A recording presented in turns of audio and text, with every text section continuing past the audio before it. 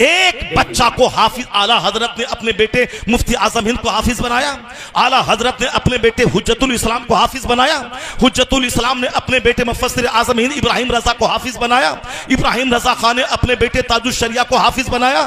وہ تو ارٹ بڑھاپے میں حافظ بنے۔ اعلیٰ حضرت تو جب عالم فاضل بن کے دین کی خدمت کرنے لگے تو وصال سے پہلے وہ 1 مہینے میں حافظ بنے، پر ان کے باپ مفتی نقی علی خان نے حافظ نہیں بنایا، چونکہ صرف کوڑا حافظ بننا کمال نہیں ہے، علم دین سیکھنا، عالم دین بننا، فقیہ بننا، یہ کمال کی بات ہے۔ سبحان اللہ، بے شک سبحان اللہ۔ ابھی جو صرف حفظ پہ زور دیا جا رہا ہے، یہ جاہل حافظ کو جو پیدا کیا جا رہا ہے، اس کے اتنا مسائل اس کو معلوم ہے، نہ دین اس کو معلوم ہے، نہ اس کو اس کے دل میں اللہ کا خوف اور ڈر ہے، اسی لیے تو داڑھی ہے نماز نہیں ہے، ٹوپی ہے نماز نہیں ہے، داڑھی مونڈا لے، داڑھی مونڈنا اتنا بڑا حرام نہیں ہے جتنا بڑا حرام نماز پنجگانہ چھوڑنا ہے۔ جبہ پہننا ضروری نہیں ہے، نماز پڑھنا ضروری ہے۔ سر پہ ٹوپی پگڑی پہننا ضروری نہیں ہے، نماز پڑھنا ضروری ہے۔ پگڑی پہننا سنت ہے، ٹوپی پہننا سنت ہے، داڑھی رکھنا سنت ہے، واجب کے قریب ہے، لیکن اگر کوئی داڑھی مونڈ لیتا ہے تو اتنا بڑا حرام نہیں ہے جتنا بڑا حرام ظہر عصر مغرب کے ساتھ چھوڑنا ہے۔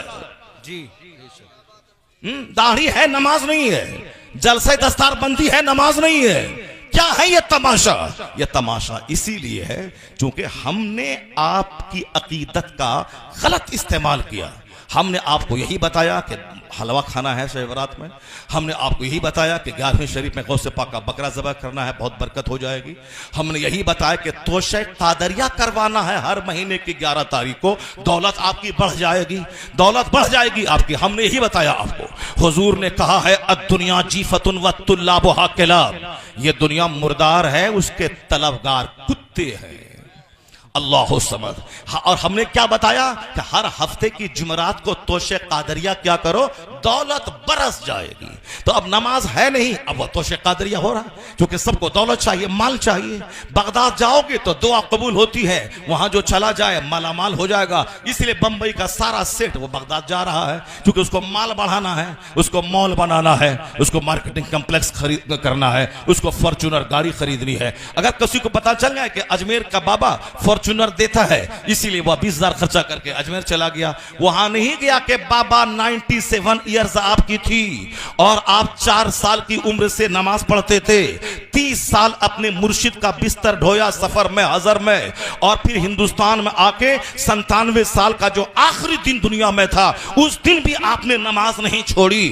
بابا میرے لیے بھی دعا کر دیں تاکہ میرا سخت سینہ نرم ہو جائے، میں بھی توبہ کر کے پکا نمازی سچا غلام مصطفیٰ بن جاؤں۔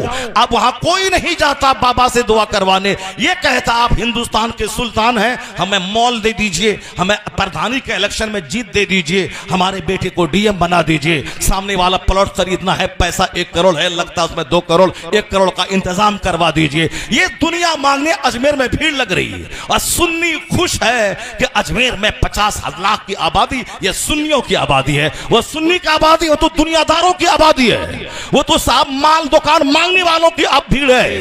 یہ وہاں کون جائے گا؟ وہاں اجمیر معلیٰ، جو وہاں سے واپس آ کے داڑھی چھوڑ دے، وہاں سے واپس آنے کے بعد نماز پڑھنے لگے، وہاں سے واپس آنے کے بعد جھوٹ چھوڑ دے، وہاں سے واپس آنے کے بعد لگے جو غریب نواز اپنا وطن چھوڑا اسلام کی خاطر، ہمیں بھی اب گھر مکان دکان کچھ نہیں، ہمیں جنت چاہیے، ہمیں بھی اسلام کا کام کرنا ہے۔ وہ ہے سچا غریب نواز کا عاشق، اجمیر گیا تھا بے نمازی اور وہاں سے لوٹا نمازی بن کے لوٹ گیا۔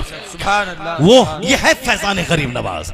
ہم نے آپ کو بتایا ہے، سوچنے کا مقام ہے۔ اللہ تعالی ہمارے ایمان کی، ہماری جانوں کی، ہمارے مالوں کی حفاظت فرمائے۔